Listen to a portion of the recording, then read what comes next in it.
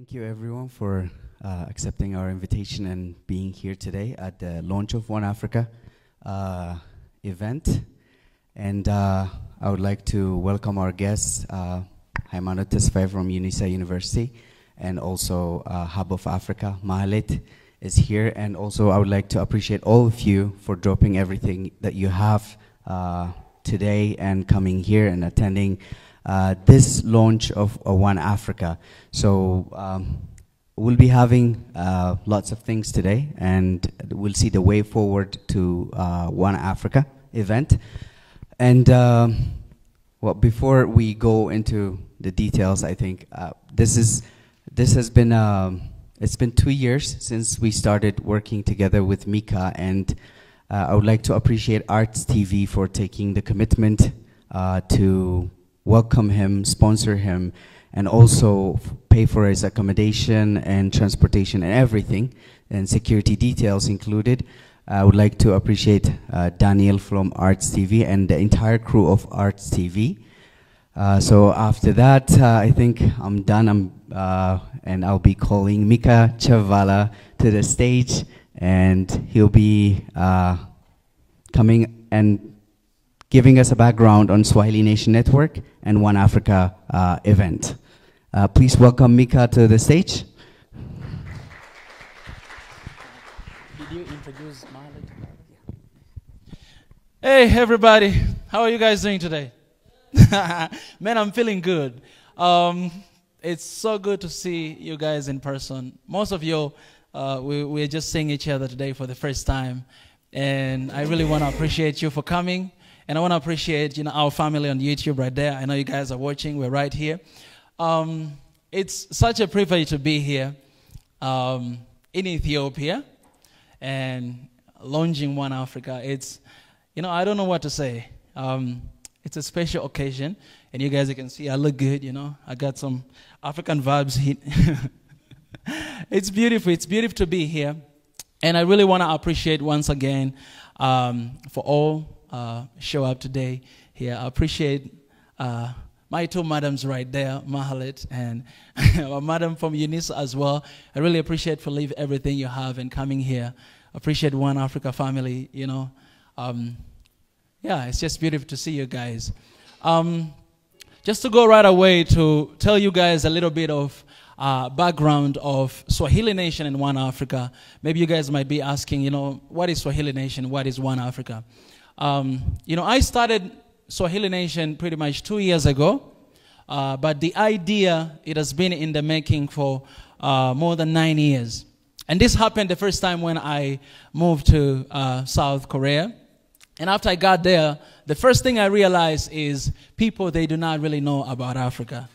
People, they don't know about Africa. The only things that people think they know is through media, through movies, from Hollywood, through NGOs activities. If you go there, you'll always see they have all these different kind of NGOs promoting their work, how they can support Africa. So the idea of Africa outside of Africa is pretty much negative. And even right now, guys, you can try. You go on Google, you search Africa, you write Africa, or you write your country, you see what will come, right? So after I got there, I was kind of feeling very shy because all the time when I was on the street, walking around here and there, I felt like everybody was looking at me like, oh, this is those guys who they need support, right? You go around the street, you see all this advertisement about Africa, people, kids, they don't have clothes, they don't have shoes. And most of the time I was feeling like they're talking about me, And that's when I realized that I have this heart for Africa. And not only that, when I was leaving Tanzania, going to Korea, I went there as a Tanzanian, to be honest. But the moment I got there, people, they never called me a Tanzanian. They were always calling me African. Oh, African, African. They would just generalize, right? And I was asking myself then, if people, they see me as an African, they don't care where I'm coming from. They don't even remember.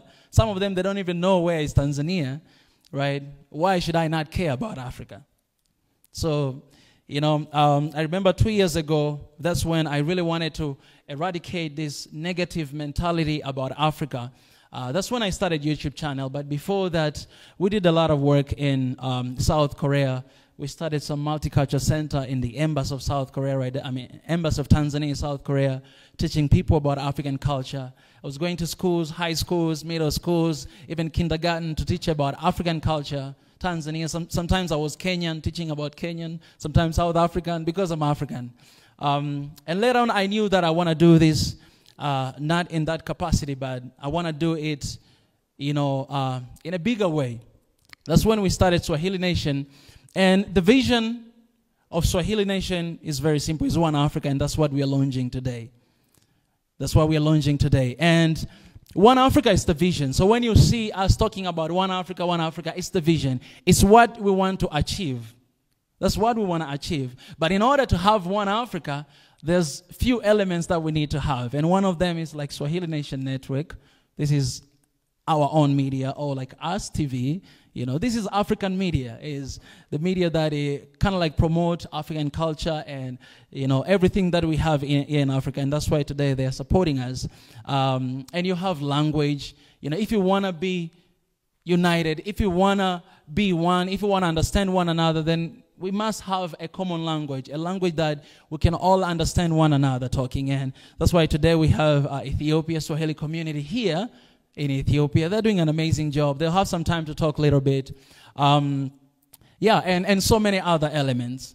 That's how pretty much we began with Swahili Nation, and eventually with One Africa. And today we're here to launch One Africa, pretty much to tell the world that, there are things that we want to achieve. And right now I'll share with you guys a little bit of the vision and the mission statement and common values that we have, and few goals, but later on I'll be coming back again to share with you guys a little bit of speech that I prepare.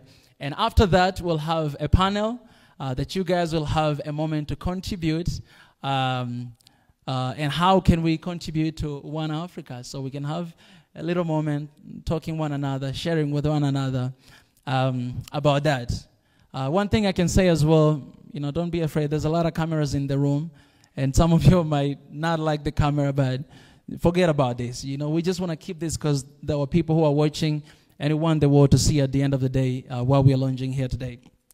So the vision of One Africa, or what we stand for, is towards one Africa of solidarity in peace and love. And the mission statement is to defend the image and heritage of Africa, to decolonize the mind through authentic knowledge, and to create a bridge for oneness and a peaceful Africa.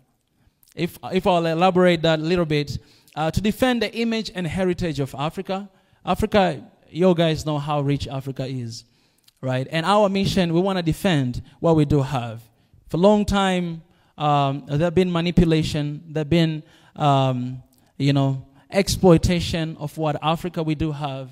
And our mission, we're looking forward to defend that image, to decolonize the mind. And when we're talking about decolonizing our mind, Ethiopia might not understand this, but for those countries that have been colonized, we had our own culture before colonization. We have our own traditions, we have our own norms before colonization. But right now, a lot of things have been messed up, to be honest, right? Sometimes we value other people's culture than our own culture. We don't value what we do have, right? So our mission is to decolonize that. And I know it's not easy, and that's why we need everybody who is in this room today and everybody who is watching that. Guys, it's a big task. It's a big thing, and we need everybody to be involved. And when you're talking about One Africa, our focus is not from top to bottom, but from bottom all the way to the top. We don't want to have One Africa on papers, but we want to have One Africa with one another. We want to organize youth. We want to organize people. We want to come together. We want to visit every single country in Africa to meet with the youth, to meet with the students, to collaborate with one another.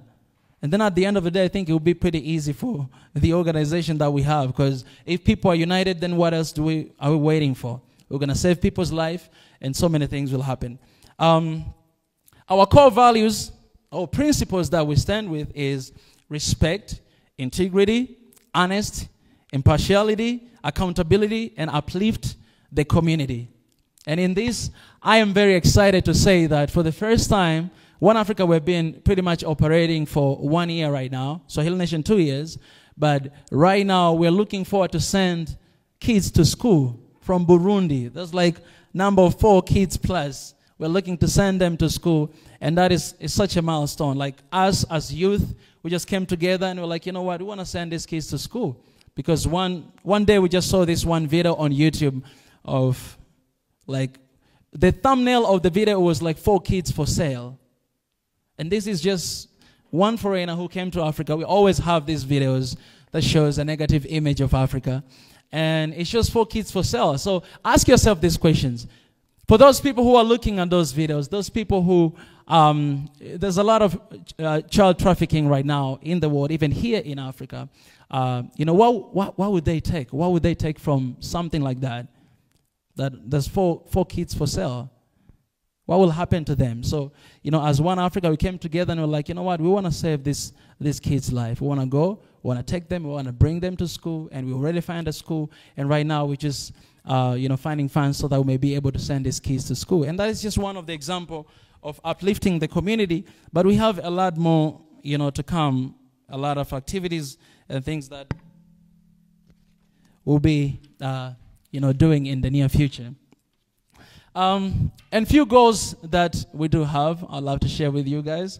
The first one is changing public misconception about Africa that have long exacerbated bias and stereotypes.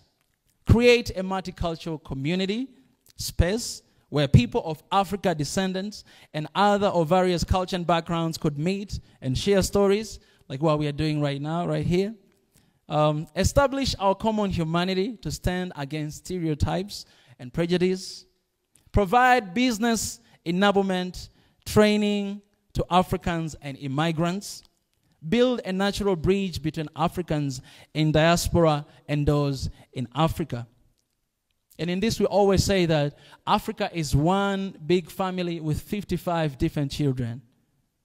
55 because we have 54 countries within Africa, and that one country is diaspora. We have a lot of brothers and sisters in Caribbean, in Jamaica, in the US, in all over the world. We have them outside there, and we are not forgetting them.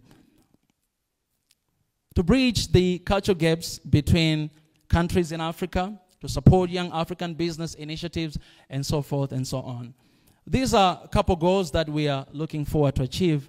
But, you know, before I move forward, because later on we'll still have a little bit of speech to share with you guys, and we'll have a panel at the end of this event, I would like to invite, we have 2 speakers that will come here and share a little bit about what they're doing and maybe the idea of One Africa as well. And first one is Ethiopia community, Ethiopia Swahili community.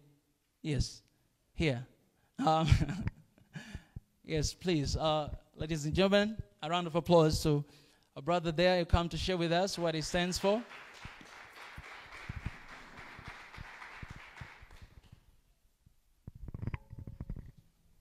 Thank you. Thank you so much. Karibu. Habari asubuhi.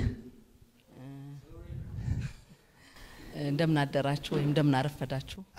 Sisi ni Ethiopian Swahili Community ama jumuiya ya Kiswahili ya Ethiopia. Enya Ethiopia Swahili Community ochnan. Na tungependa tuongee na Ethiopia kwa lugha ya kwao. Ka Ethiopianoች ጋራ በራሳቸው ቋንቋ ለማውራት hatuwezi tukaongea na Ethiopia kwa kutumia lugha ya Kiingereza.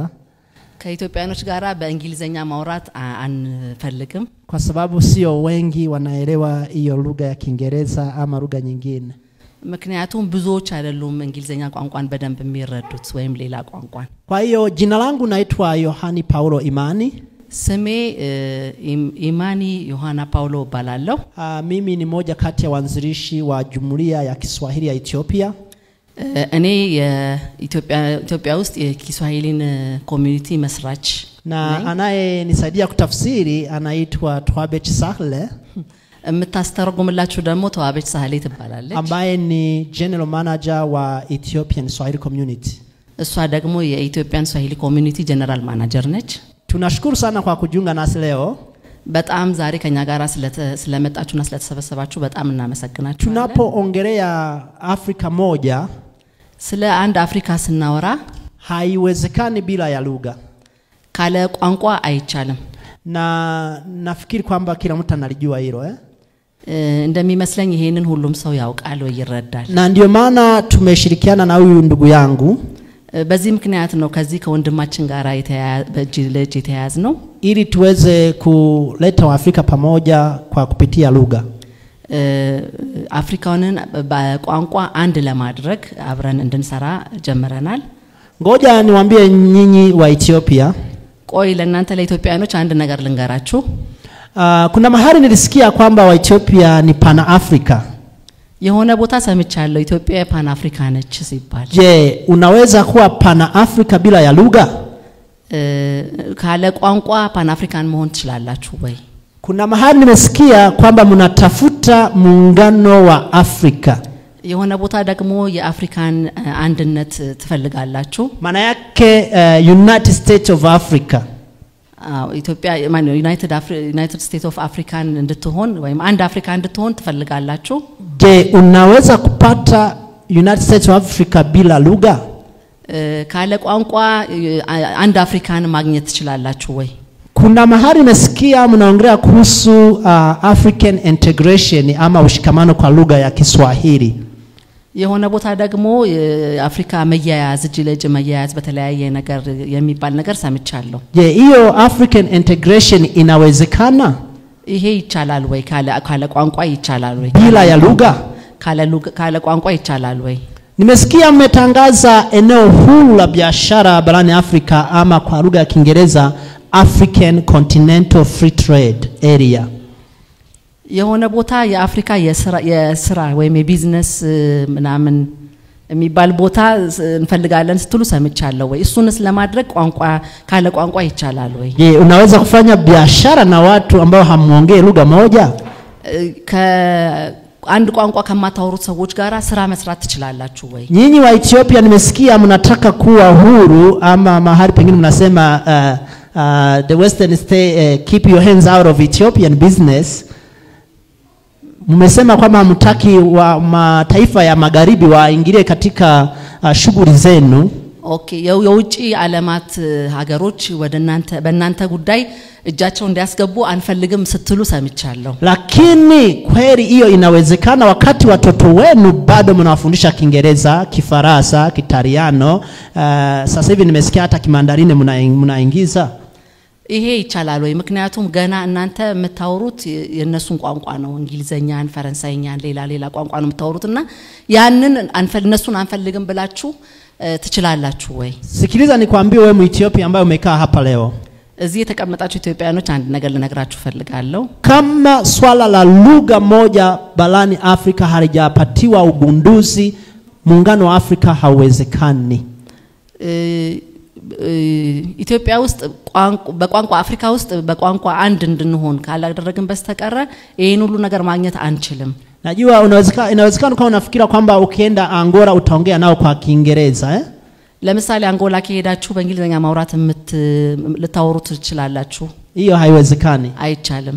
Hata wazazi wenu nyinyi ama babu zenu mimi naamini kwamba siwezi kuongea nao kwa Kiingereza.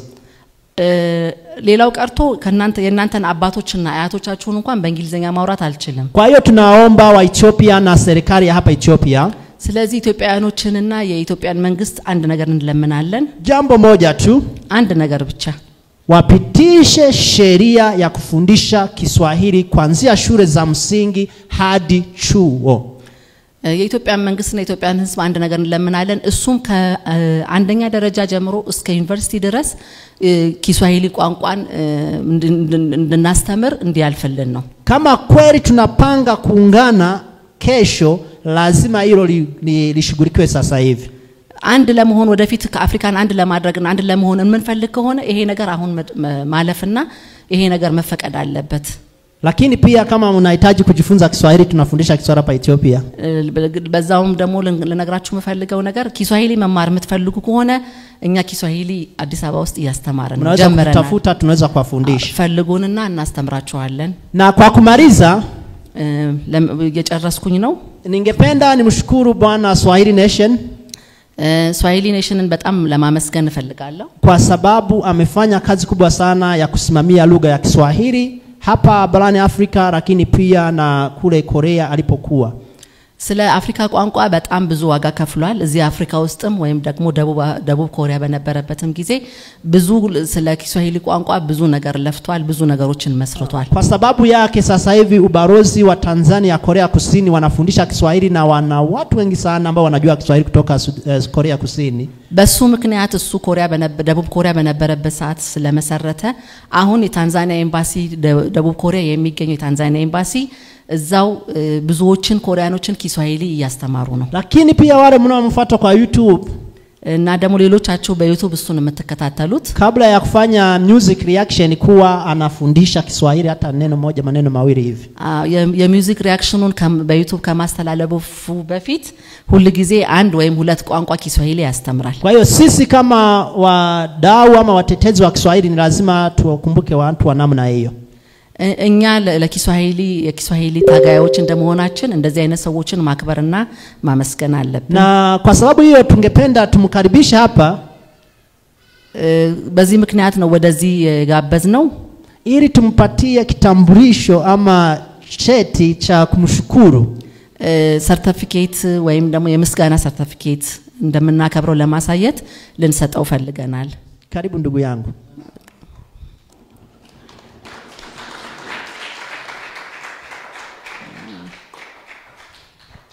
hii ni chete kutoka Ethiopian Swahili Community ይሄ ሰርቲፊኬት የተዘጋጀለት ከኢትዮጵያን ስዋሂሊ ኮሚኒቲ ነው ambayo inatambulika na Baraza la Taifa la Kiswahili la Tanzania ይሄ ሰርቲፊኬት ደግሞ የኪስዋሂሊ ዋና መሰረት ያለበት ታንዛኒያ ውስጥ የታወቀ ነው lakini pia inatambulika na chuo kikuu cha Dar es Salaam Tanzania እና ዳር es Salaam የሚገኘው የትልቁ የታንዛኒያ ዩኒቨርሲቲም ያውቀዋል kwamba sisi tunafanya shughuli za kujihusisha na lugha ya Kiswahili ይሄንን ነገር ኢትዮጵያ ውስጥ ስለ Kiswahili እንደምንሰራ እነሱም ያውቁናል እሱም ይታወቃል endelea na uko mbeleni labda utakuja kuwa shujaa wa Kiswahili በዚሁ ቀጥል ወደፊት የስዋሂሊ ጀግና ትሆናለህ asante እናመሰግናለን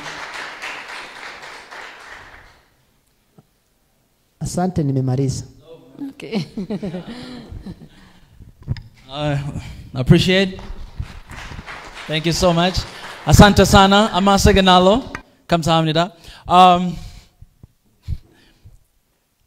next I would love to welcome madam from UNISA Haymanot please a round of applause to her as well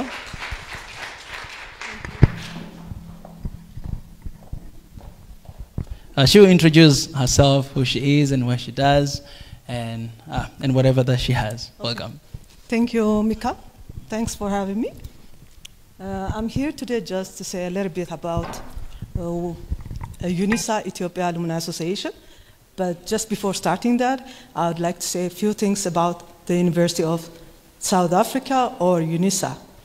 Okay, the University of South Africa in Ethiopia got established due to the collaboration of the university with the government of Ethiopia back in 2007.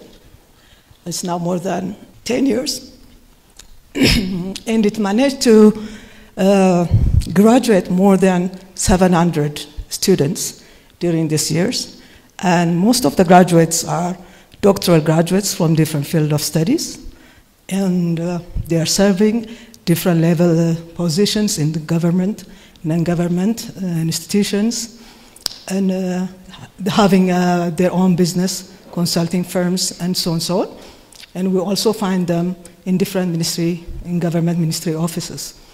And the rest, we have master's graduates, bachelors, and honors. So the whole idea of the University of South Africa Ethiopia Alumni Association is to be able to bring together these graduates to give back to their university and their community as a whole. So our main idea is to be able to contribute to the community, especially by identifying the human capital development needs of Ethiopia. So what we do is we have now legally established back in 2020, And we have alumni members, currently more than 200. And we prepare different events, that is alumni networking events.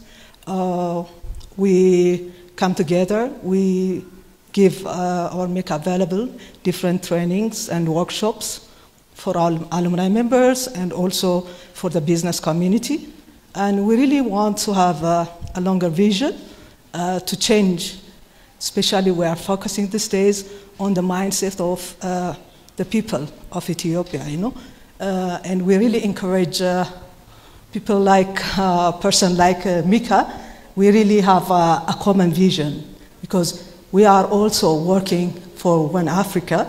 The thing is, the strategy that we are using is we use the alumni networks, you know. The University of South Africa has different alumni chapters across Africa, and mostly in the sub-Saharan African countries, like starting from Kenya. We have alumni chapter in Kenya. Here I am the alumni chapter for Ethiopia. We have in Mozambique, in Botswana, Zambia, South Africa, and locally in South Africa in different provinces, closely like 10 provinces. So what I came up with is the Ethiopian alumni chapter is the first one to be established in Africa, and we want to be a role model for all other chapters where we will be able to share different ideas, where we'll be able to have conferences in different regions. We would like also to bring the research works of the graduates to be presented to the wide audiences, so it can be really impactful and someone else can use out of it. So we really want to make an impact on the communities either in Ethiopia and across the sub-Saharan African countries. So recently, the South African University is very much encouraged with the movements that we're making. We are also trying to reinforce their own alumni directorate office, which is found in Pretoria, to work jointly together with us and also partner with different partners or supporting like-minded institutions to be working with us. First, I'd like to appreciate what you all are doing, starting this movement of One Africa.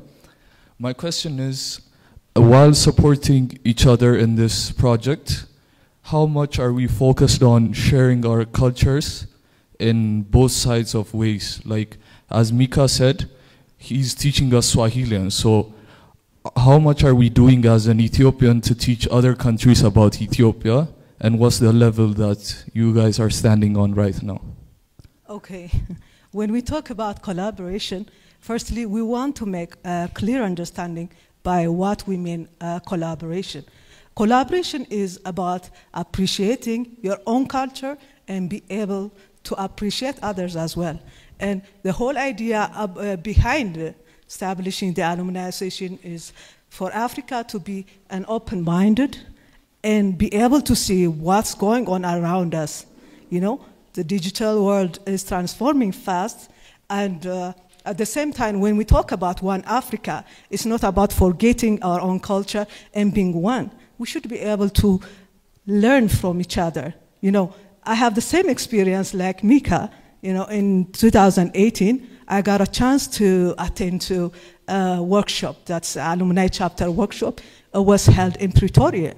And I had a chance to meet up with all other chapters from the countries that I mentioned before in the sub-Saharan country. Usually, I never get used to read a speech, but for today, I'm gonna read a little speech that we wrote. And this will give you a full picture of what we stand for, where we are, and where we are going. It is indeed an auspicious occasion, a great honor and privilege to be here with you today to launch and celebrate a nations of union, One Africa. Swahili Nation One Africa is a global initiative founded to unite Africa, explore the abundant opportunities of growth that exist throughout the continent, harmonize ideas, and best steps to harness these for the benefit of both the young and old generations. To date, Africa remains a continent blessed with numerous resources, yet it is still the poorest in the world. There are numerous internal and external factors that causes this dissonance. The World Bank estimates that by the year 2050, sub-Saharan countries will be home to more than 1 billion people, half of whom will be under 25 years. This demographic stands the best chance at transforming the continent. The most dangerous poverty of all is mind poverty. Colonizers paralyzed Africa decades ago using the education system. The imperialists to date use the divide and rule principle. Africans have for decades been turned against each other.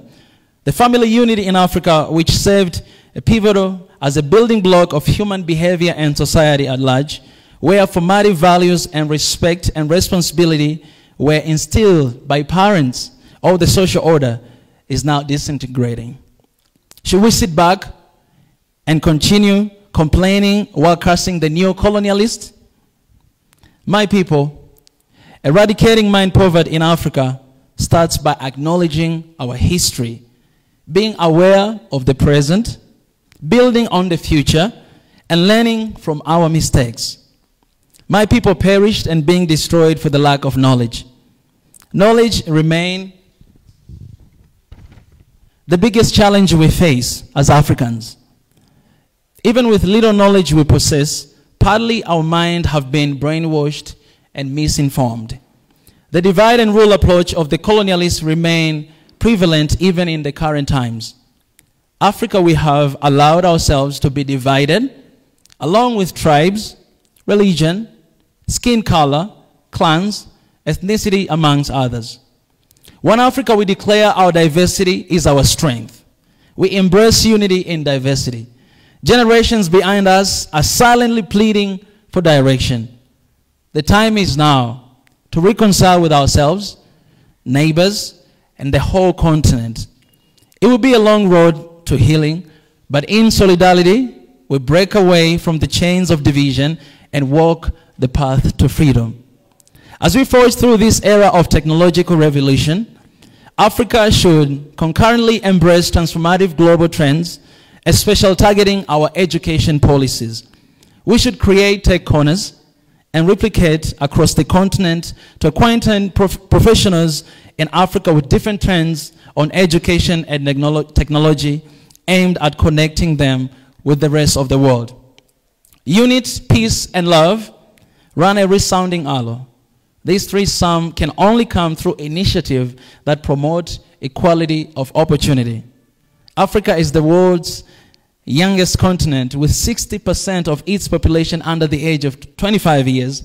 Africa is an envy of the globe, accounting for 19% of the globe youth population. Let us tap into the readily available labor force of the young men and women and detract them from joining extremism. Free them from taking risk journeys across Mediterranean Sea and from appalling conditions and inhuman treatment some experience in the Gulf region. We need to harness the potential of our young people. World Bank estimate that 40% of youth who join extremism are motivated by economic inequality. The exodus of our youth and other professionals through legal or illegal immigration should be a concern for all of us. Our social fabric is being broken, yet human capital is in abundance in Africa. Africans, we have the power to reverse the brain drain into skills gain. I envision an Africa where everyone gets quality education and accessible health service, where no one will be scared to show their ethnicity, religion, or belief, where everyone can traverse freely without being scared of their safety, where everyone is respected for just being a human, where love and peace are our resources for being, giving is cherished, sacrificing in service for the benefit of others are honored, where integrity, honesty, hard work, and result-based leadership are the core motivation for all people, especially those who lead us. One Africa needs more than just talent and passion. We need a rich network of like-minded people, dedicated professionals, experts, in various fields and vast ideas on moving forward to bring about change and prosperity to our beautiful continent, Mother Africa. For a long time, Western media and other foreign nations have manipulated and distorted the truth about Africa for their own gain. No one else can defend Africa but Africans. No one else can support or change this continent, Africa, but Africans. Africa is our home. Africa is our heritage.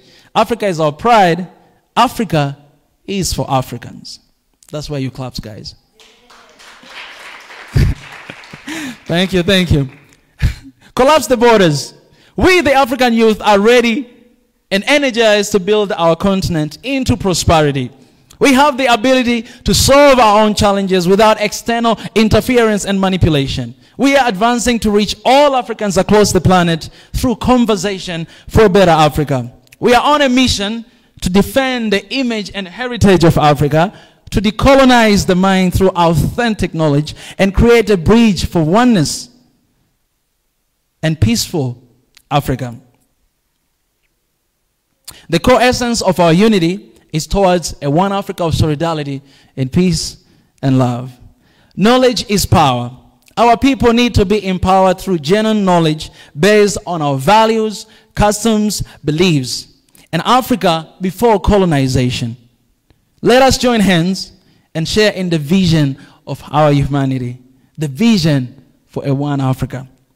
With all humility, I pledge today that one Africa will unite and build Africa and its people despite of our differences, because our diversity is the key pillar of our unity. I sincerely thank and welcome you abroad to go with me in this journey. Thank you so much. Appreciate it. I think you all are motivated, and thank you, Mika, for an amazing speech. Appreciate it. And I think now we're going to proceed to a panel discussion that we will have all of you to be involved in here. And the panel discussion will include on the way forward of One Africa, the ways forward that we need to, the foundations that we need to lay on the ground to make One Africa a reality. It's been a discouraging journey for many Africans to think about Pan-Africanism or African unity. It was unthinkable, and some say like, it was just talks.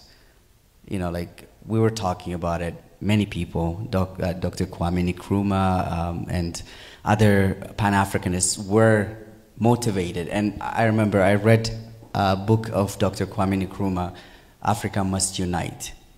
He said Africa must unite. So, and also Professor Lumumba, if you've heard of him, I think he was saying if Africa doesn't unite, in 25 years' time, Africa will be recolonized. That's the fact. Because now we can see clearly what people want out of Africa. It's not the people. They're not interested in our safety, in our security, or in our health, or in our knowledge. They're only interested what the land possesses. That's the resources underground. And they tend to forget that the education system that was created will enlighten the youth of Africa one day and bring about change to Africa. So I think with this said, I would like to go and proceed with the discussion, and would like to involve all of you and give suggestions, comments, and also the way forward, maybe from the perspective that we haven't seen it. So I would like all of you to be involved in this, and we'll continue to the panel discussion. Exactly. Actually, if you guys have been joining us on live YouTube, this is what we have been doing all the time, right? Having conversation with everybody, but we always wanted and dreamed to have a conversation like this face to face. And even before we begin, I would like to say this, that we are to blame. Before we begin to blame anyone out there, we are to blame as Africans, because we are the one that we allow what is happening in Africa to continue to happen. But we have a say, and we have an opportunity today to stop that. And one of the ways to stop that is for us coming together, because unity is power. You know, what you have, if you share what you have, Ebenezer, with me, and I share with you what I do have, we're going to be unstoppable. I believe that with everything I got in my heart. Maybe for a long time it didn't happen, and one of the questions that I get all the time, people, they're saying that, so what's the difference of One Africa and African Union? Because you guys, you pretty much talk the same thing. And we always tell them this, that we are in a business of building a new system. We want to build a new system from the bottom up. Because, appreciate that. Because we don't want to leave our people behind. When you're talking about, our organization is basically focusing on just normal, ordinary people, ordinary folk like me. You guys, you didn't know me before. This is the first time you know me because you see me today. But it's just normal people who love Africa. And I don't even call myself Pan-Africanist, but I call myself just African who loves Africa. Because people, they have different ideas of Pan-Africanism and all these labels. So I don't like labels. If you want to label me as an African. And all of you guys in this room, you guys are African. You love Africa. And you have seen what has been going on in Africa. And one of the solutions that we have is to unite, is to come together. We don't need even to write on papers that we want. No. I need to see you as my brother. I need to care for you. I need to see you beyond your ethnicity, beyond your color, beyond your country. I need to see you as a human, as African. I need to connect with you. The first thing that comes to my mind when I see you, you're an African. You're an African. I don't need to know anything else. As long as you're an African, you're a human being, man, I love you, you know? Okay. And that's kind of mentality we need to our people.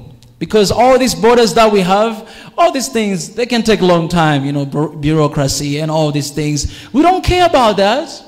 The only thing we care about in Africa is us to be united, us to be connected, because we have more in common than we think. We have a lot more in common.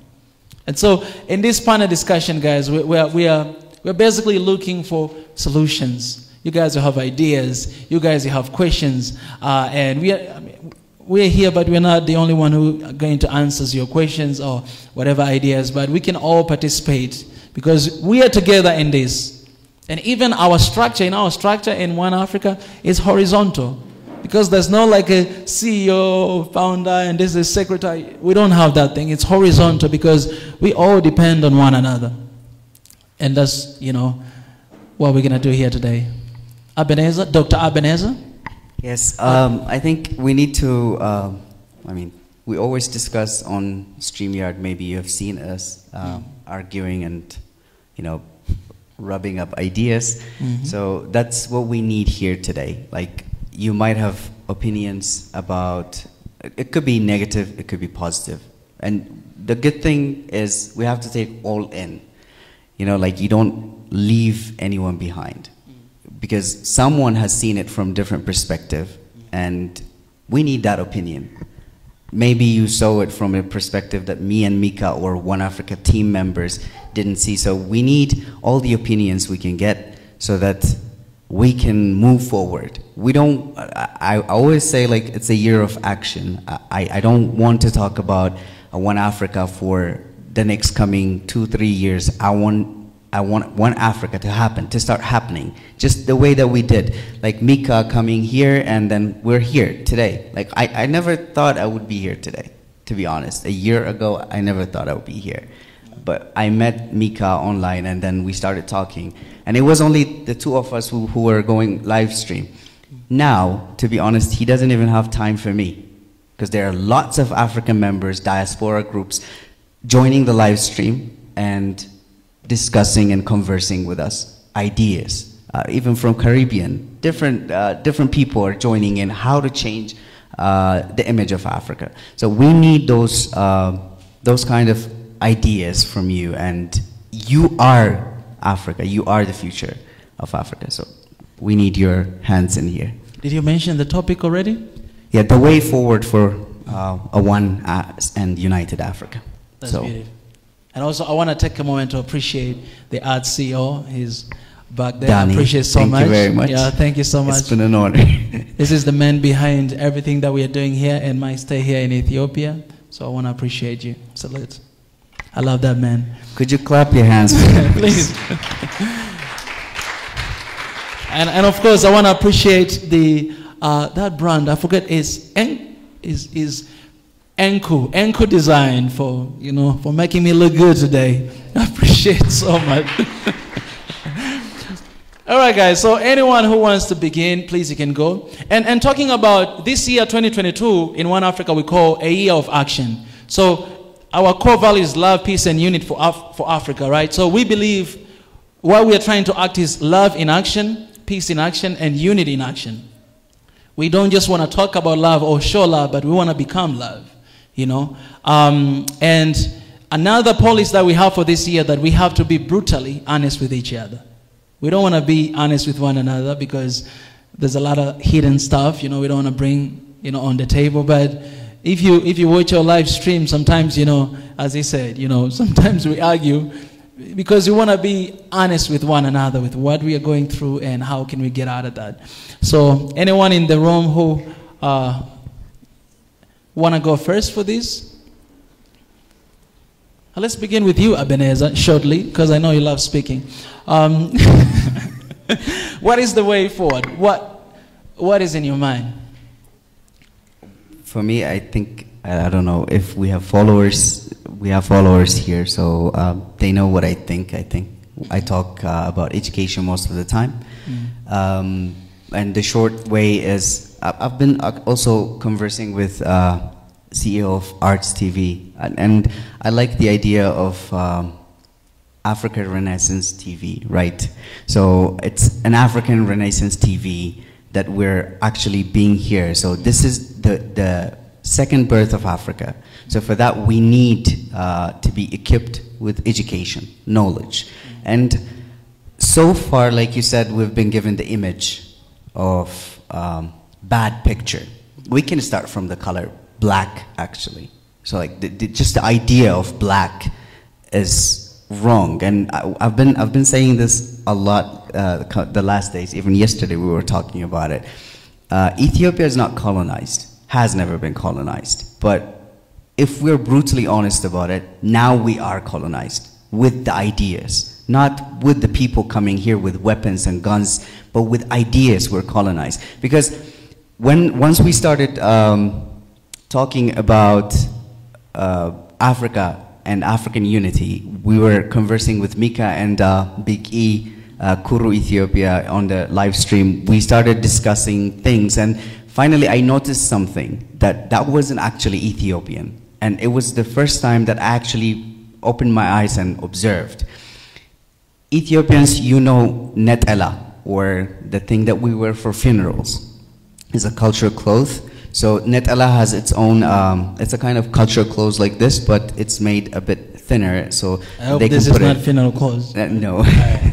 So we wear that on different occasions, but the occasions define, like for example, if it's a wedding, there's a way of dressing it. And if it's a funeral, there is a way of dressing it, like wearing it on. Like I think they put the telet, the design down when it's funeral, and the telet goes up when it's wedding. So I note that's a white color. And we didn't have a color issue, but recently I observed that people are wearing black scarves for funerals.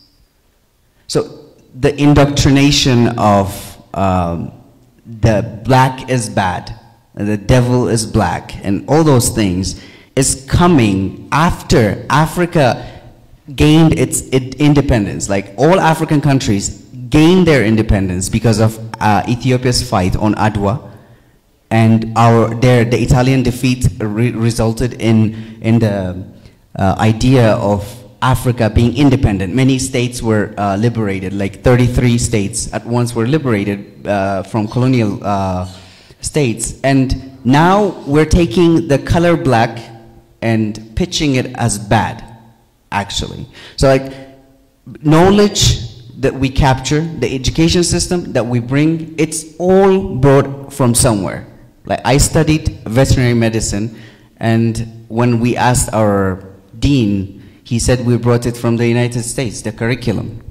We didn't have our own curriculum. We didn't develop as an African. We didn't learn from Kenya. We didn't learn from Uganda. We just brought it from somewhere who has grown. And it doesn't even match up. It doesn't even fit in Ethiopian context.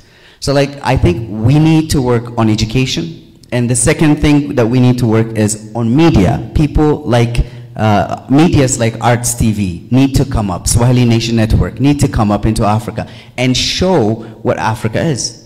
I think that's where we need to start. The way forward for Africa and for African unity is education and media. That's what I believe. That's amazing. That's amazing. You know, let them think about black colors, whatever it is, but us, as Africans, we know black is excellence, right? That's what we know, and that's why we have to tell every African out there that you're excellent and you should be proud of your skin, you know? Yeah. Anyone else, guys? It's an open discussion. Anyone else want to contribute, want to say anything? You're all welcome. But it's very important also to say that, guys, we are not anti-West. Our organization and what we stand for, we are not anti-West. We're not here to say that, hey, hate on that country, hate on, no. We believe in humanity, we believe in Africans. We're not anti-West. Our mission is to help our people to see what we do have, to remember Africa before colonization. And most of us, we don't know. To be honest, even me, I don't know. I need to go back. But it's to remind each other, to know who we really are. So we're not preaching about hatred towards anyone. That's not what we talk about. We're talking about love, peace, and unity for Africa. Ladies and gentlemen. Thank you, Mika, and congratulations on your launch and how amazing that you're doing it in Ethiopia. Thank you for that, honestly. I just wanted to introduce myself quickly because I do have to take off. Mahalit Taklamariam. I'm founder and organizer, like you said, Hub of Africa Fashion Week, which started back in 2010. And the whole idea behind the fashion is to connect the continent through fashion. So we've been trying to do that with, you know, through fashion, music. I think those type of creative activities does connect us.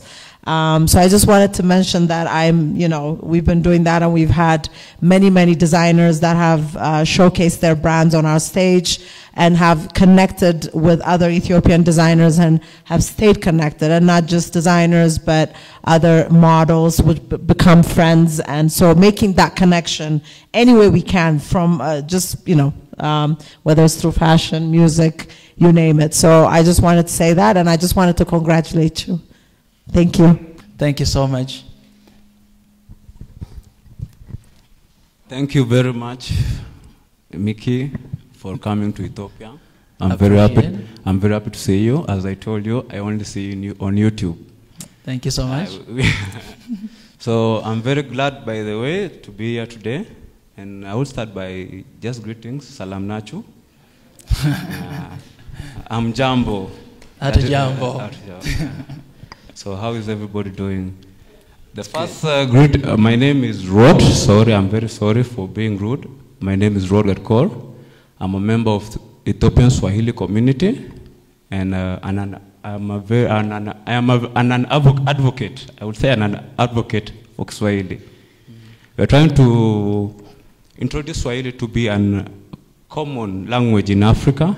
As for now, 26 countries are speaking Swahili language in Africa. If you don't know, some of you might not know, but 26 countries actually are speaking Swahili. And we are trying to bring it, we are trying to improvise this language to be an African language, to bring community into people. So as an Ethiopian, you can go to Kenya, you will speak in Swahili. You come back to Ethiopia, you can speak in Amharic, no problem. But we are just trying to bring some, just unique, yeah, it's called unique. So, I won't discuss a lot, and I won't talk a lot on some points that have already been stated by Mickey's presentation or speech. He has stated a lot. I want to talk on them, but he has already stated on the history of Africa, knowing who's an African or who was an African before being colonized. I wanted to talk that, but before that, it has already been stated. I will focus on one point only. I'm focusing on our leaders. I won't go into elsewhere. I only focus on our leaders. I know knowledge is power. With knowledge, you can do anything. With knowledge, you can educated people, I think most of the educated people are the one getting the jobs. An illiterate person is hard for him to get a job, yeah? This is a colonized mind. So skill is better than education, I know that. Because I know most of millionaires are dropouts. So those are facts, but I won't go deep into those. My only focus is on our leaders. Who are our leaders? And what is their part? What is their role on African or being one Africa? I love my leader. I love Dr. Abiy so much. I love his actions. I love his speech. He's like a role model to me. He's trying to bring African as a unity. He's bringing unity to Africa. And I saw them with President Uhuru Kenyatta from Kenya and the other leaders, the way they are handling themselves during the African summit, it was very nice. If you could have seen it online, you would be proud as an African. You have some leaders who are representing us. So, and also I'm happy for the Meskel Ababaye, they put the flags of all Africans just to make Ethiopians. These are knowledge they're giving Ethiopians without them knowing. These are Africa's flags, and all of them, these are countries you can step foot. You can step foot on, you can go and say, I'm African, nobody can touch you. This is my color. For me, I won't brag. I am original African. I won't brag, I won't brag. I won't brag. We have some brothers here, so with my color, I have some history, I have little history. I can survive in Egypt. Most of you Ethiopians, from our knowledge of history, Ethiopia meaning it's a burnt skin. It's a burnt skin. This is what they called us Ethiopia before it was we call it we have emperors, yeah? Yeah, we had emperors, so we had kings. It was like a kingdom. So the people of Ethiopia were called burnt skin. Indian Ocean was called Ethiopia Ocean. So these are some historian. I'm not an historian. So we will go to our leaders. With our leaders now, what I know from my base of knowledge, you can deny me. If you know any knowledge on that, you are free to deny. You say, Rod, you are lying. Stop lying to us. So I'm talking about the depths of countries. Our leaders. When a leader, I have lived in East Africa, some countries. I've gone to South Sudan, I've gone to Uganda, I've gone to maybe Kenya is where I live most of my life, but I'm Ethiopian. So from the changes and from their type of system of governments, and these are some, even they are more developed countries than most of African countries. Leave alone Benin, leave alone Gabon, Minam, just leave them. But just go specifically to East African countries, they are developed countries. And with those, I have problem with depth. We are having China, I'm being truthful, I'm not lying. China is investing in Africa right now, if you're trying to see. It is really investing. It's communism, yeah? I won't deny, they are helping us. We are developing, infrastructure is getting high. Ethiopia, we are developing. But how? And how does those development, how are the NGOs coming into Africa while we have our own African Union who can do that part? That's one question I'm asking our leaders. The other thing, on the depth, how can another country proclaim other countries' property? It's really hard. It's really hard to understand. For example, the example is on Kampala's airport. Yeah, I think that one went viral on YouTube. YouTubers, you might know that. The one that China tried to claim the airport to be theirs if they didn't pay the debt. What was that? They say it was wrong information, according to what they said. Yeah, oh, you have some, yeah? Yeah, it said they didn't really claim. They say it was just a fake news. Just, yeah, only they have other propaganda on Mombasa port. I think all of us, we might know that one on Mombasa port. So they try to claim that one also. I'm not going directly into China, no. I'm not influencing China only. These are examples I'm giving out. You can deny me, okay? Yeah. We have Congo. Congo is the richest, let me tell you the truth, the richest country in the world that has resources. Congo River, the river itself, we can provide a hydraulic dam. It can bring electricity, as we have our own here, Rinston Dam. But these are resources that we have in our own African countries that we are not exploiting. The others are exploiting for us. And then later on, we have debt to pay. So my question is going to countries owning other countries' debts. So this is where African is being neutralized, is being brought down. they are colonizing us in another kind of way. This is what Professor Lumumba tried to say. He's not saying by force, no. He's trying to say by this type of means. So these are the means they are using. So I want us to be truthful, yeah? And I want us to talk briefly on this. We should ask our leaders, what are their plans? They have, yes, they have the summit, they have the power, but what are their plans on dealing with these debts, on bringing Africa into yeah, countries were colonized, but what are their plans on finishing the debts for countries to be free? We help each other. If Somalia is in problem, Ethiopia can interfere as an African country, it can help out. Yeah. We don't need an NGO. We have the resources. This is the question I'm basically focused on. So I hope you guys will help me. And that was my question. Thank you very much. That's a beautiful question you raised. I think it's one of the things that we always, talk about. Like our discussions, it's always about that. And that's why we go back to the same thing, One Africa. Because to be honest, no one can stand alone. No one. And what is costing us as Africans? We are not cooperating and supporting one another. We are not. Like, I would trust someone else outside of Africa than my own neighbor, and we'll always go back to historical background, what we did in the past, this and that happened. And that's why our message is this, because we do believe that today Ethiopia, they have the largest dam in Africa that can produce electricity, not just for Ethiopia, but for other countries in Africa. So imagine if we are one, what would that mean to the rest of Africa? That means we are not going to be in the dark anymore. We'll have electricity, and having electricity, having industry, produce more, manufacture things more. You go to Tanzania, we are blessed. We have Tanzanite. You cannot find anywhere but Tanzania. You go to Congo, you're speaking about Congo. You go to South Africa, you go to Somalia. Man, like Africa is blessed, but we need to cooperate one another. We need to stand with one another. We are not instead we are competing against each other. I love what Uhuru Kenyatta said when he went to South Africa and he met with the president of South Africa. They have a plan to form this one airline, Kenyan airline and South African airline as a Pan-Africanist airline. And he said that, the problem is we compete with one another. So everybody is looking for something out there like, okay, I need to collaborate with maybe the US or China or to do that. Instead of cooperating with one another, we have everything. In Africa, we have everything. We have mindset. We have everything. And when it comes to collaborate with Chinese or US, honestly, this is my stand, my personal stand. I always share this with my people that there need to be 50-50 equal partnerships. The problem that we have right now, the partnerships that we have, you see, it's like 12% your country. And then the other % them. But all the resources, everything comes from your country. And when you go to those organizations in our country, when you go to top leadership, like the CEO, vice CEO, or whatever, the top leadership, you will not find African there. You'll find it somewhere down there. So they don't have any say in making decisions. All decisions they make, just some other people from outside. So these are kind of things that our leader in Africa we should work on. When we have all these treaties or all this agreement, we have to make sure that it's for our people.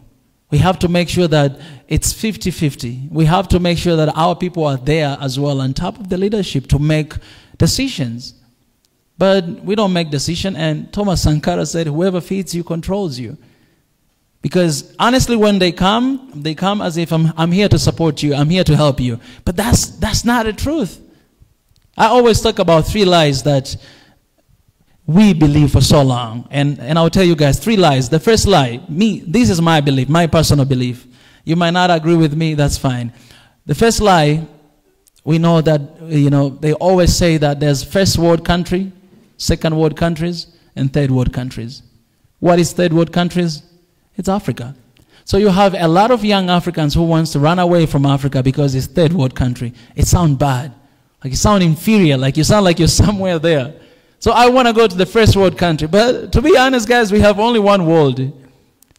Maybe soon, Elon Musk will go to Mars and we'll have 2 different worlds. But we have the same world. We're all living in the same world.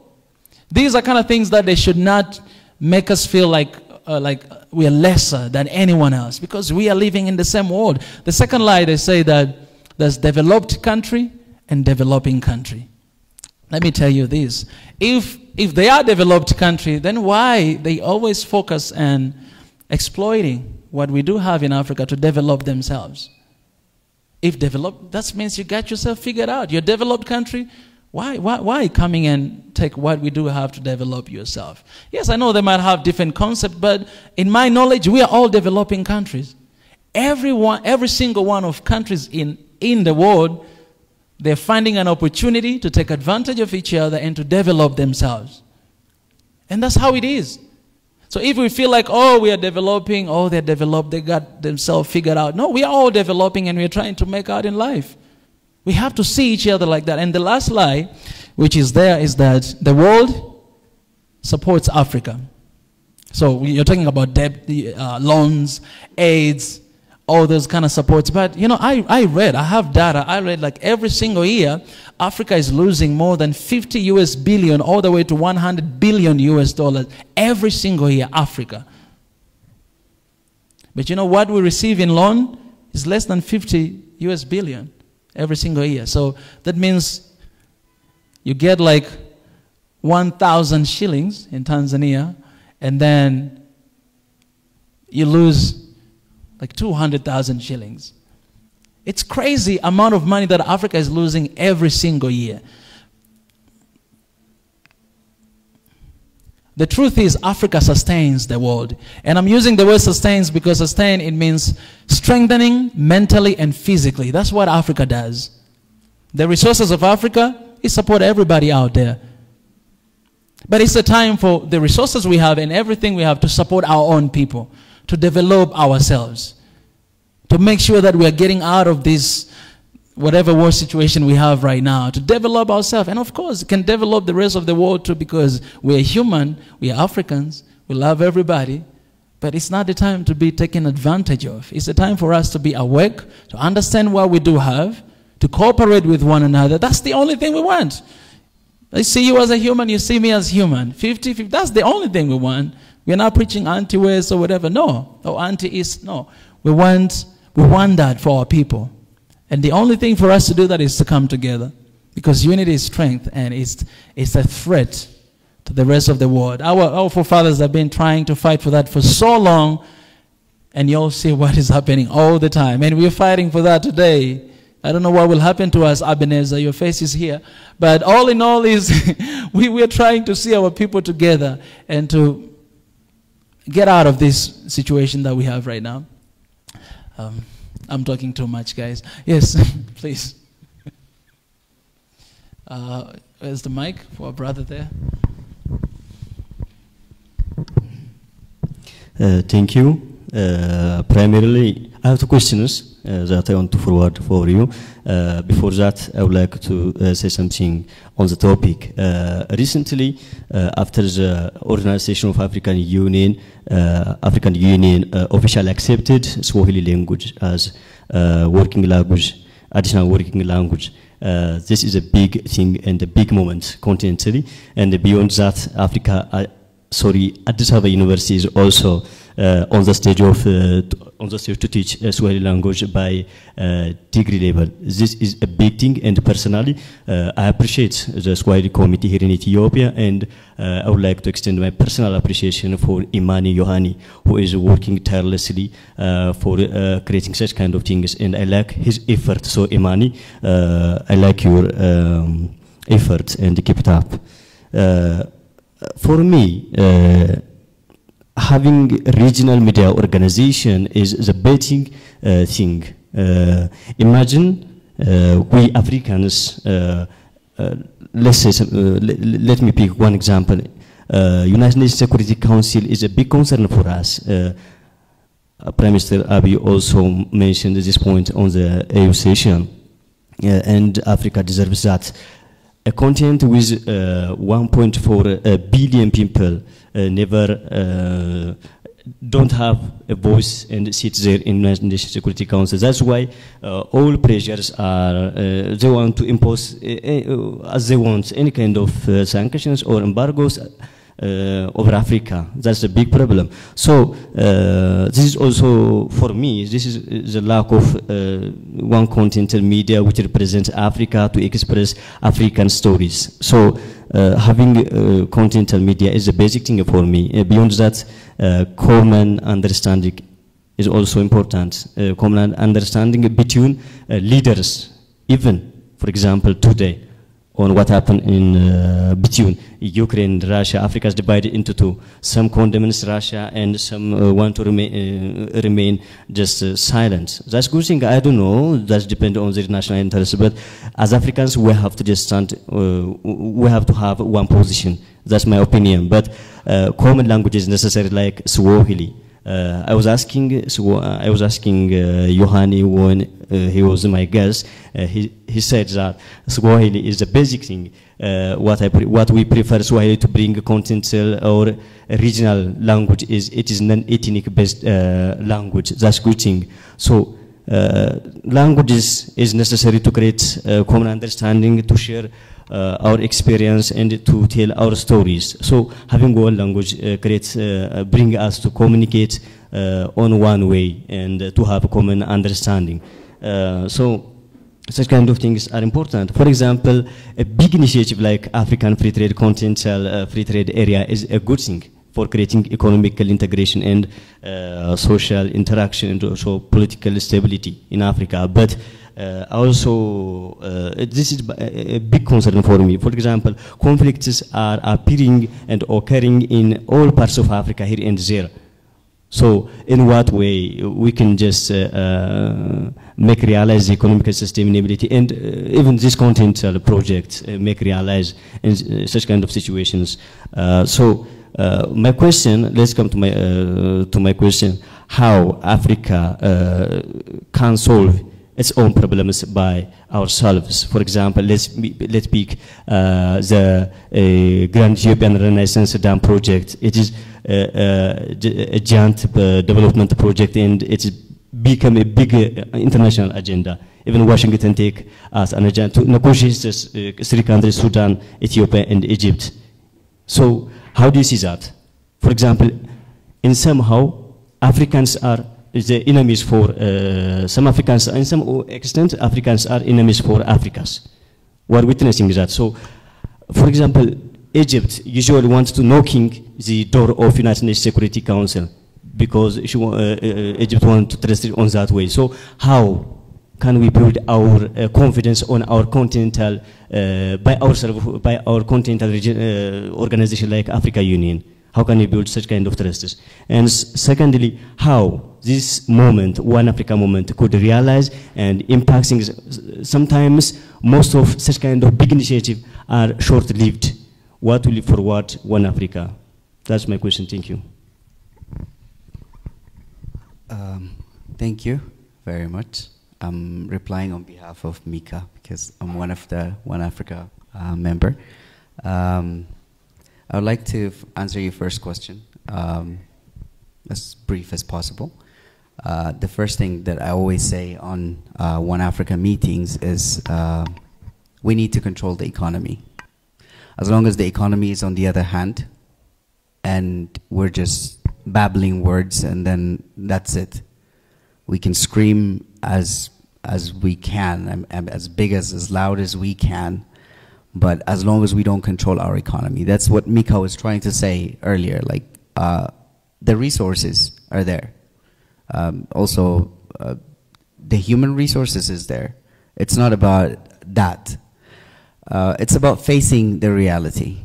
No one is willing in Africa. I think that's what we need to work on. The people need to really be interested to work Africa from bottom up. We don't need to go to the other countries which are comfortable, which have a system. We always discuss about this in One Africa, and I think Tunaija would be the best person to answer this question. But we believe, as a One Africa team, that controlling the economy of Africa as one Africa, a united Africa, and having a strong built together military, like the African Union military. Like there is a UN military which everyone mobilizes from their own states, and then we don't have anything. When you compare to the population and the military in Ethiopia, there is nothing. Nigeria and Ethiopia, Nigeria and the population of Nigeria, the military is very low. And those things keep us vulnerable, because as long as you leave your door open to theft, you just leave it open. If you lock it well, if your guard is safe, if you have a guard, if you have dogs in your compound, these make you feel safer, a little bit safer, because you're controlling your economy, your household by protecting it. As long as we don't protect the resources that are going out of Africa, and I think there's a huge gap, and that's why I always focus on the education, because it's individualist principle that we're following. We want to grow alone. Let alone, I've heard many people say, just take care of yourself. Don't worry about the rest of the world. You know, like just change yourself first. So we became individualist instead of socialist. We're not communal people now. We're more focused on individuals. So I think your first question is, how do we interfere, like avoid these interferences from all over the world, thinking that they're helping Africa? Is that we need to control African economy. We need to have an economic-based relationship first, then control the economy, add a value, like Mika said, 50-50%. We shouldn't let investors come here and take 75 and we keep 25 because we're poor. We have to be willing to work from bottom up, I think. So that's what I believe in. So in the way forward, this is what we want. We want Africans that are living everywhere with their different skills, because currently we have many members in One Africa, and some of them are from Caribbean, programmers, website developers, and all those things. We have them here too. We have all over the world, we have Africans working on some economic development, but they're not doing it for Africa. They're not even doing it for themselves. They're just focused on growing some other country. So if we can bring the human resources plus, and if we can mobilize on how to use the resources that we have at hand, I think that's how we can control the influence. The control becomes the economy. If you control the economy, you control the decision that anyone who feeds you controls you, right? That's it. If somebody's feeding you, if you're living under your parents' house, then you're under their rules and regulations. So if you have your own house, you can develop the rules and regulations that someone can live under that household. So we have to work towards an Africa independent from everyone. We're not hate group. We're a group that want Africa to be developed so that when we leave, it might be now or it might be 20 years from now, but when we leave, there's a better tomorrow for the generation to come, for someone to take over. So I think that's controlling the economy, then you control the decisions that are made. So if we have the money, the manpower, and the resources well mobilized and organized and used properly, then we can control the decisions anyone is making. We deserve to have a veto power even, but we don't have that decision-making ability because they think we're poor. So money is not just cash, not. It's the resources that we haven't used yet. So I think by doing so, we can control the interference that's coming from outside on Africa. I think I answered your question. Yes, please. Let's start back there.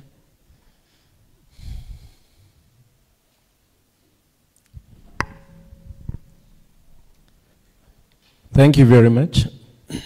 I think you can hear me, right? Yes. Yes.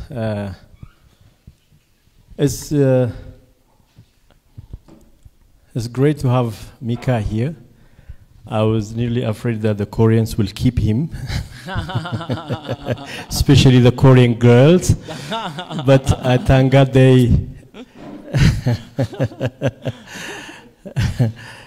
I thank God that they released you, you know.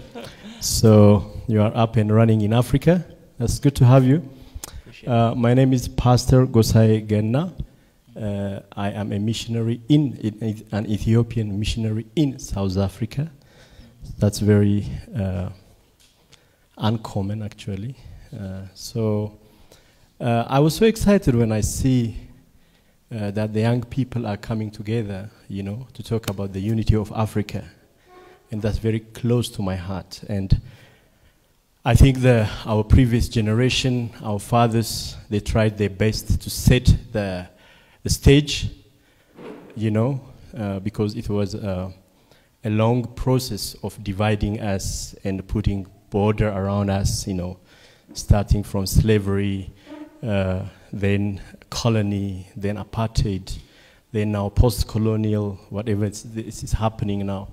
So really, as Africans, we went through a lot. And now there is a generation rising up to turn that around. And I thank God to see young men like Mika. That's why I say thank God that they released him from Korea, you know. He was nearly, he was nearly kept there. So I just want to mention about my experience in South Africa as an Ethiopian. As you know, there is a big community of Ethiopians living in South Africa. I think maybe somewhere between 300,000, they say, maybe not unofficial. 200, 300,000 Ethiopians are living in South Africa, but they really going through the worst persecution that anybody can have anywhere else. And sometimes you wonder, am I in Africa or somewhere else, you know? I don't know if you heard the word xenophobia, right? Yeah. So the xenophobic attack, because I work very closely with my fellow Ethiopians and also with South Africans to help people, you know, to find out, of course, to have a place where they can worship and, you know, assisting them in socially and spiritually in a different way. So I'm very close to the community. I am there to hug and I'm there to comfort people. So I know I have the first hand information on what's happening with the xenophobic attack. And honestly, South Africans are very good people. They are very good people. They are not as bad as the media is trying to portray. They are very good people. They are accepting. That's why everybody is flocking to South Africa. But there is a mindset that, you know, this is our territory and you guys are coming from, you know, another part of Africa. And the prime target of xenophobic attack are Africans from different parts of Africa. Zimbabweans, Ethiopians, Mozambicans, Tanzanians, Kenyans. So not other, you know, not people from other part of the world, but the Africans. So that tells you that we Africans, we don't know each other. You know, they often ask me, where am I from? You know, in South Africa, that's very often I'm asked, where am I from? And then I always tell them, guess where I am from. You know where they're guessing most of the time? They guess, oh, are you from India? Oh, you must be Pakistani. I said, no, I never see any Indian in my life. I'm an Ethiopian. So they don't know how Ethiopians looks like. You know, our light complexion, they immediately associate us with the Asians or, you know, somewhere from out of Africa. So that simply tells you that. Can you imagine how offended I am as an Ethiopian, very proud African? We are the founders of, you know, 1963. We are the founders of OAU, Haile Selassie, our history, our Adua, and all that. I go with all my pride as an African, and somebody's asking me, where are you from? Can you imagine that? So the first few days, the first few times, I was really offended. But as I get used to it, I said, okay, so there is a problem. The problem is we don't know each other. We don't know each other. Ethiopians, we don't know South Africans. We don't know Zimbabweans. We don't know Tanzanians. Tanzanians and South Africans, we do not know the rest of Africa. That's how the whole system is designed, so that we don't know each other. If we know each other, we're going to hold a hand, we're going to unite, we're going to sing together, we're going to live together, and then we're going to be powerful. So that's it. There's a block, you know, those 54 or 55 fences, blocks that are keeping us from knowing each other. So I think you guys are doing a great job. It's a good beginning. Swahili Nation, or even Arts TV, and more TVs, more radios, you know, Pan-African medias, tourism, you know. We have to help the young people to travel from one African country to another. Mika, how long it took you to come here? I was Took me like almost 2 years. Yes, so it doesn't have to be. And then it's the most expensive place to travel is Africa. Traveling from one corner of Africa to another is more expensive than traveling from this side to Europe or anywhere else. It's very expensive. So we are not traveling, we are not knowing. I don't know how many people know Injera. You know, Ethiopians are very good ambassadors of our culture. If you come to Johannesburg or Cape Town, you see a lot of Ethiopian restaurants, but most of the time it's actually people from Europe who come and experience that, not people from South Africa. So we have to really close that gap, and this is a very good initiative. I'm just here to appreciate and just to encourage you guys and to pray for you to succeed. God bless you. Thank you. Amen. Appreciate that. That's an amazing point right there. Yeah, guys, we have to know one another. Even myself, I had no idea. I didn't know anything about Ethiopia. 2 years ago, I found this one song, Ethiopian song online, and I was like, let me do reaction for this because I've never seen anybody reacting on Ethiopian music and I didn't know anything about it. And after doing reaction, I was like, dang, this is such a good music. And from that point forward, the rest is history up to this point. I began to learn, I got friends, and I know a lot of things right now about Ethiopia. The same thing to other parts of Africa. So the more you know, I mean, the more you love and you understand one another. That's the best thing we can do to know one another. Yes? Yes, hello. Hello. Hello, Mika. Hello, everybody. Thank you very much for coming and for organizing this. Yes, I've been following you for a long time, and I'm very glad you're here and everything you're doing. And yes, from the start, you started with reaction videos, and then slowly you got into politics and starting all of the trying to, I don't know why you were very keen on representing or like presenting Ethiopia and Ethiopian culture. That was very joyful to watch. And then you went much more into politics and much wider into Africa.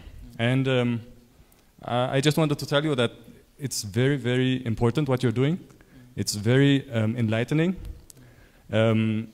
Just to give people voices, young African voices, to let them heard. I mean, there was this one, one show you did online on YouTube where you just had like Somali people tell their story, and there was so much information I never would have gotten from the normal news channels and like CNN or Al Jazeera or whatever. They never showed like the real information. Just some so-called specialists who knows about Africa sitting in Europe, and they tell us about Africa. But from that show you did, I got so much information. It was so enlightening, and from then on, I see you, or your Swahili network, as a news channel to get so much information. Like and when the coup in Mali was, and now the disruption, my first thought was, where's Mika? When is he bringing somebody on from Mali to explain it to me, so I can understand it like from the bottom? So I just want to encourage you to keep that doing. It's very, very important, I believe, for thousands of people throughout Africa and more. And and just some other comments I would like to say.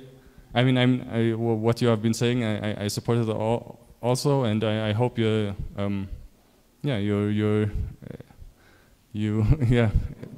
achieve all your goals. And I could talk a lot about politics as well. So Yeah, for example, I mean, just last week, I think it was the EU-African summit, and I don't know what's going to come from that, but and from our leaders, as our brother said, like what they are planning to do, and I think that at the moment it's more like everybody is like just reaching their hands out for a handout from Europe. I think it's like 150 billion that they are going to invest or spend in Africa now, and like now every African country is like trying to get as much of that money as possible. When but of course all of that money is going to be tied to conditions that they want to see implemented in Africa. Yeah. And so I would advocate for the Eritrean model. Whatever money you send is not going to be tied to anything, and we can spend it as much. If you don't like it, well, you can keep your money or something like that, you know. Yes. Yeah, and also like about the borders in Africa. Well, I think I mean it's very it was very tough to accept these borders, but it was the right decision, and like every border is like dividing the people in Africa. Yeah, the ethnic groups and so on, just to please the colonizers. But now I believe we can see that as a win, as a positive, because I mean, if you're moving to a borderless world, just having your own ethnic group on the other side of the border makes it like so much easier to accept them and to unite with them. So by what was first the division can now be a catalyst to unite us. Not like in Europe, where I mean there's like every ethnic group has their own borders, so it's much more difficult for them to unite based on that. So I think even the borders in Africa can be a gain in the future. So that's what I wanted to say, and I wish you all the best. Yeah. Appreciate it. Thank you so much. Thank you so much. I'll be saying this, that it's very important, as I say, as One Africa, our main focus is people. I believe people are the one that can call shots. Like we are calling shots now. Like in Africa, if you're a leader of a country, you're supposed to work for your people. Like we vote for you, right? We are the one who hired you. You're not the boss, but we the boss. We hired you to work for us.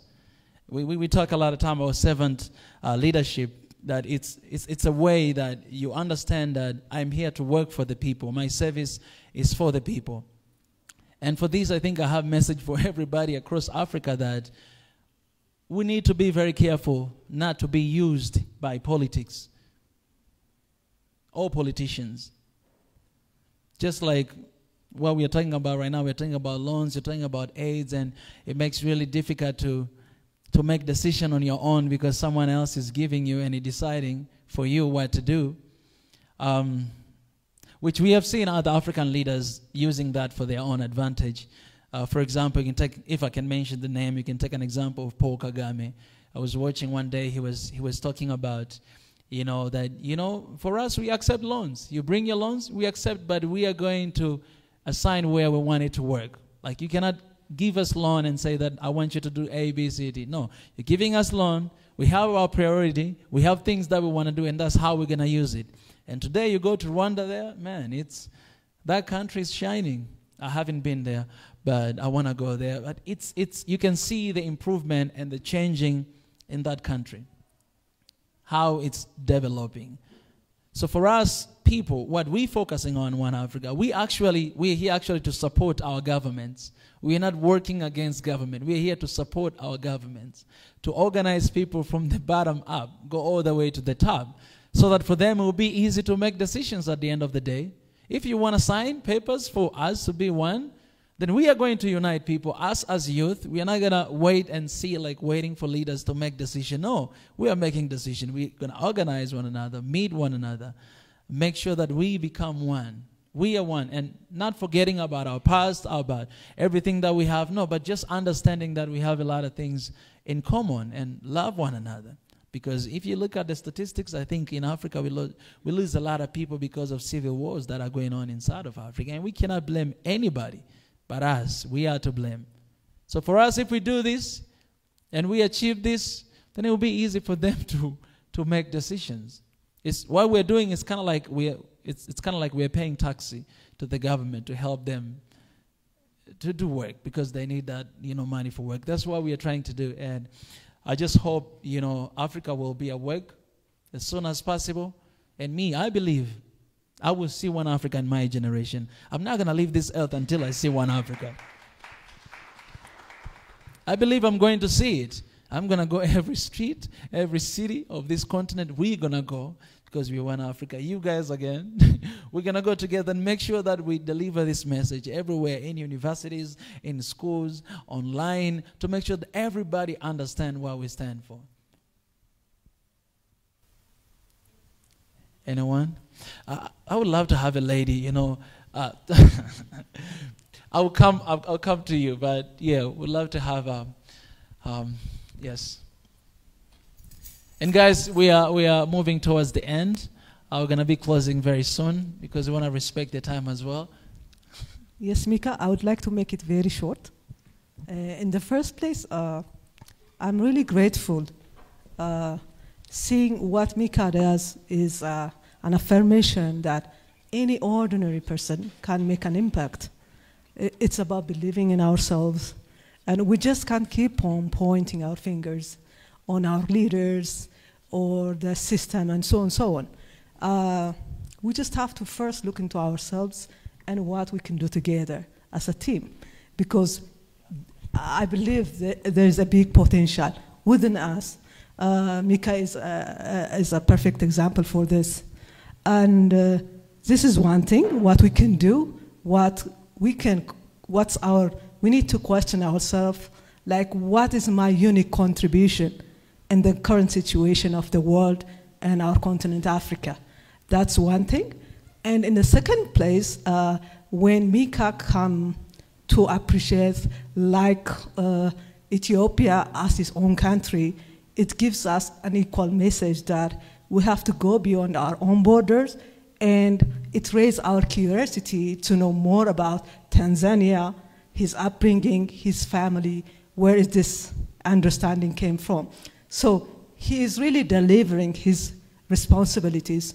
And I mean, we have also a responsibility to give back, to support his efforts, and to appreciate and understand all his motives. And thirdly, as a people, yeah, we can have a team, but at the end of the day, we need to make the voices, the efforts, reach out to a government or ministerial level, higher level people. I hope in the next meetings, this is just the launching, but several people from different sectors, government, non-government, civil societies, will join this effort, and so that the development will be much faster. Thank you so much, Mika, for all the things you do. I wish you all the best.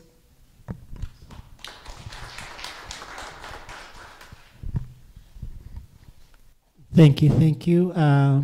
My name is Imani. I would love to ask Mr. Mika, pick back to what the lady in the back she just said about Tanzania, because when I'm here in Ethiopia and I tell people I speak Swahili, they automatically say, you must be from Kenya. And this is one thing always people tell me. So if I need to say that I'm from Kenya, maybe I would not have to say anything. I would just say I speak Swahili. So I want him to talk to us about, a little bit in short, about Tanzania, for those who don't know where is Tanzania, and also talk about his Swahili a little bit. I know, you guys, you know he speaks Swahili too, right? So Karibu, welcome. Asante sana. Let me talk in perspective of Swahili. You know, the reason why we want our Swahili to be a common language in Africa because of the history of Swahili. Swahili is the combination of so many different languages out there, including local languages. And there's so many words in Swahili that you guys have in Amharic. I found a word here, faraz, you know. Faraz is faras in Swahili, which we have. And even if you go to Nigeria, different language, I mean, they have a lot of different words that we have in Swahili as well. But why Swahili? Because in Tanzania, if you guys don't know, we have more than 121 different tribes.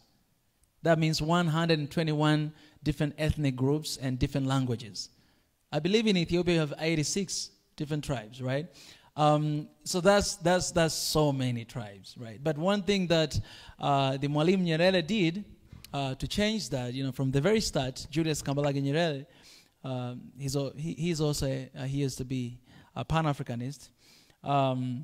What he did, he wanted to unite everybody because he knew that Tanzania is going to struggle a lot when it comes to ethnicity because of all these different languages that everybody has. He didn't want Tanzanians to learn English, so he was against English language, even though he spoke English. But he wanted to have something that everybody can connect with one another, can unite everybody, and that it was Swahili. So right now, if you go to Tanzania, a lot of Tanzanians, they speak 3 languages. Their local language, and Swahili language, and English for those who went to school, and for those who have been exposed to other culture like me, I can speak Korean as well. So Swahili language is not belonging to any ethnic group in Tanzania, but it's a language that we use to unite the people of Tanzania. And so you can, Kenya as well, you have a lot of people speaking Swahili right there and other parts of Africa. And that's why, if you are coming from Tanzania, if you've been in Tanzania, you will understand and you will know that nobody talks about tribes there. I mean, we talk, but it's not an issue because people, they speak the same language. They see each other as same people. And one thing that I want to say back in the days they did really well is sending students to different regions. So if I'm coming from the northern side, you know, in high school I'll go to southern side. And when you go to that school, you find like everybody from every corner of Tanzania. You are in the same class and you have everybody. Like you have 121 different tribes in the same class. You guys are studying together, learning together through Swahili and English. You don't have a time to promote your own tribe because nobody cares about it. And it has been a long way, right? And looking at this picture, me as a Tanzanian, coming from Tanzania, and looking at how Africa, my brothers and sisters, how other countries are struggling with that, it pains me. And that's why it's my mission to unite Africa, because I know what it means to have a peace. I know what it means to have understanding about where you're coming from and where I'm coming from. I know how it means to have that. And I know it's possible because it happened where I'm coming from. And when I see this, I'm like, you know, there's something to be done. And me and Mr. Imani here, we can be advocate for that. And you guys as well. I welcome you guys to Tanzania. Actually, one of the plan, this is beautiful. Thank you for the question. One of the plan this year, our dream is to climb Kilimanjaro mountain. That's our dream as One Africa. So anyone who, if you ever wanted to climb that mountain, we're going to climb that mountain. Right now we are thinking about June, because it's the best time to climb the mountain.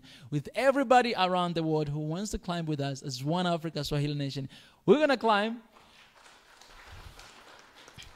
all the way to the top. Okay, don't worry if you're not fit, you have 3 months to prepare, all right? All the way to the top, and we're going to put One Africa banner at the top of Uhuru Peak, if they'll allow us, because we want to declare that that's the highest peak in Africa. Stand there and declare and proclaim that we want to see One Africa. So everybody from everywhere, diasporas, we're inviting them to come with us. And man, you alone, it's going to be difficult. But imagine if you're like 50 people climbing together. They usually take 6 days to go all the way to the top and coming back. We have 50 people. I'm ready even to take 2 weeks together. No man is going to be left behind. We are going together all the way to the top to look the beautiful scenery of Africa. And I want to invite you guys as well to come. So Tanzania is a beautiful country. It's an amazing country. And as well, it played a big role in independence in Africa. Supported a lot of movements. For example, the country Mozambique, right? They had their own first political party called Frelimo. Their headquarters, it was in Tanzania. That's where they started. And that's where the first leader was assassinated, in Tanzania. He supported South Africa. You guys, you know, Mandela came here to Ethiopia. He also came to Tanzania. And he was given a papers to be there. That's why right now, Tanzanians, we can go to South Africa without a visa. We don't need a visa. I can just go right now, shop, and be like home, right? And that's what we need for the entire continent of Africa. And I think that's what I can say about Tanzania. There's a lot more, but maybe you can add something before we close. But I'm here to promote One Africa, guys. And I always say I am African. But I love Tanzania and Ethiopia and all other countries. Yeah, I think that, let me talk a little bit about Tanzania. Tanzania is possibly one of the, like the countries in Africa is a successful, peaceful country and united. And number two, we have two African heroes from Tanzania. One was Nyerere. If you guys are Pan-African, you definitely know Nyerere. The best of the leaders I have ever seen in my life is Nyerere. One, he was honestly, and he wanted to unite Africa on his way, and they did not want. For instance, Nyerere, he asked the president of Kenya, Kenyatta, Jomo Kenyatta, the first president, can we unite Tanzania? That time was Tanganyika and Kenya. And Kenyatta said no. And then he asked Milton Obote of Uganda, can we unite Uganda and Tanzania? And he said no. He went to Zanzibar. He asked the president of Zanzibar, can we unite Tanzania? That time was Tanganyika and Zanzibar. And he said yes. So today we have United Republic of Tanzania, which is the only country in Africa that is united in Africa. We've been talking about the unity of Africa through Africa Union and so on. We are actually getting dividing every day. We only have one single country in Africa that is two countries together. If you guys do not know, Tanzania is not one country, it's two countries together. Tanganyika and Zanzibar give both to Tanzania or United Republic of Tanzania. So the number two hero we have there is Magufuli.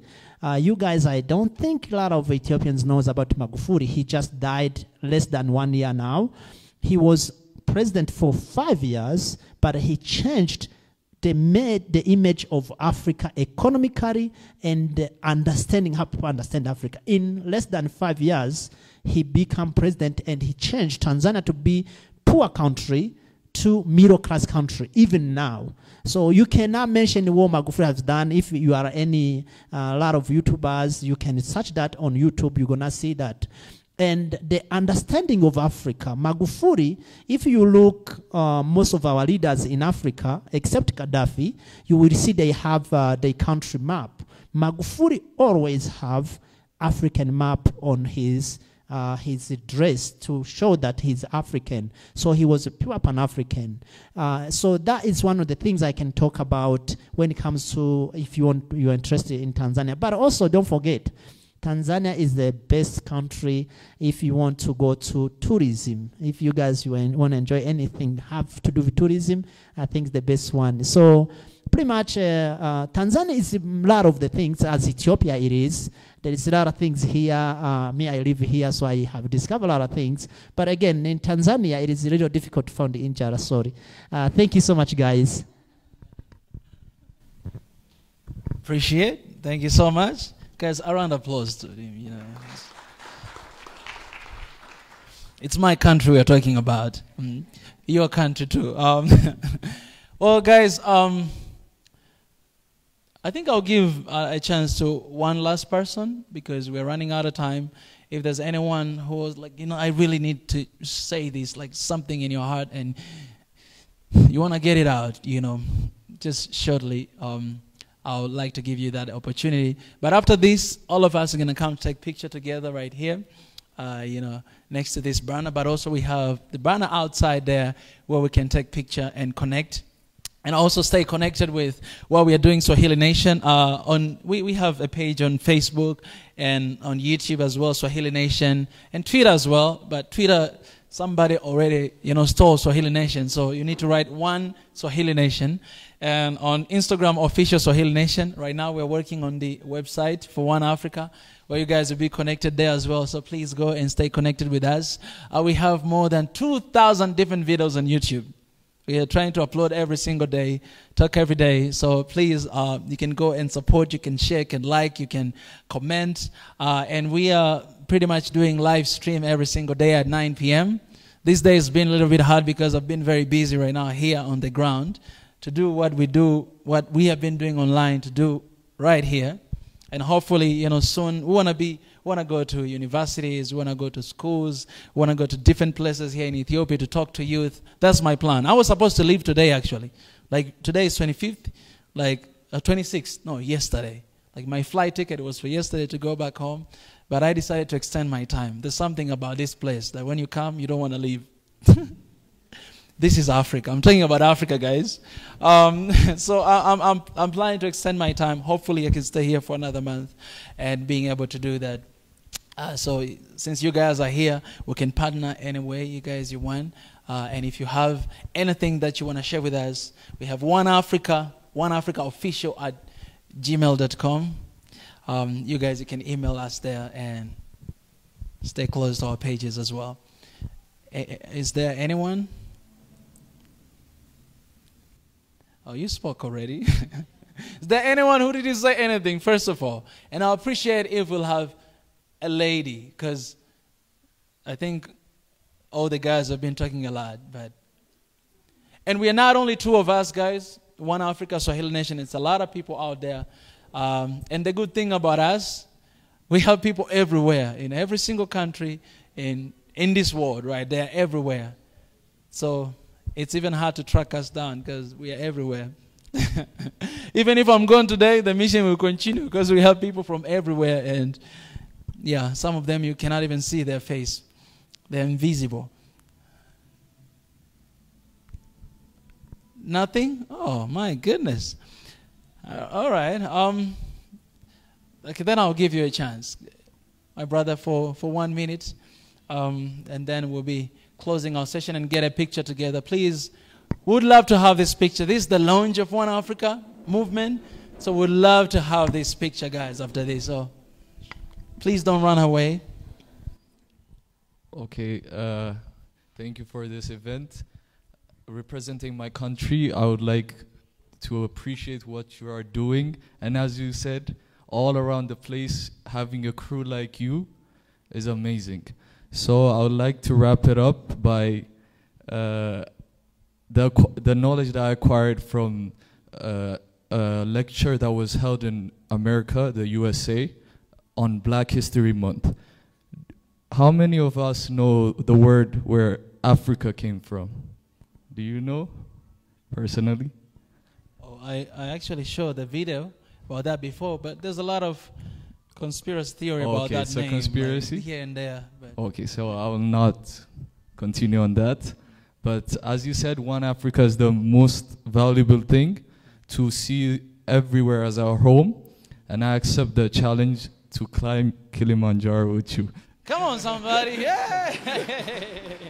I'm going to take your number because, yes, we're going to do it. That's amazing. For sure. Anybody else is accepting the challenge? Because I'll give you my personal number. And, oh, we are going to do it, brother. I appreciate so much. I appreciate so much. Okay, thank you for this event. Okay. For those who may have a problem with a passport, maybe to go to Tanzania, Ethiopian Swahili community, we are partner with the Embassy of Tanzania in Addis Ababa, and also the University of Dar es Salaam, and the Tanzania National Swahili Council. So we will not have a problem to be able to have a passport or no visa to go to Tanzania. We will make that very easier. So if you want to go to the mountain Kilimanjaro, please come to us. We will facilitate that for you. Thank you. That's amazing. Come on, look at that. You are coming for this. Yeah, guys, we're going to get some pictures. And let me just finish by saying that my tribe is Africa. My tribe is one Africa. Whatever tribe you have, it's Africa. And that's how we can unite each other. Appreciate, guys. Thank you so much.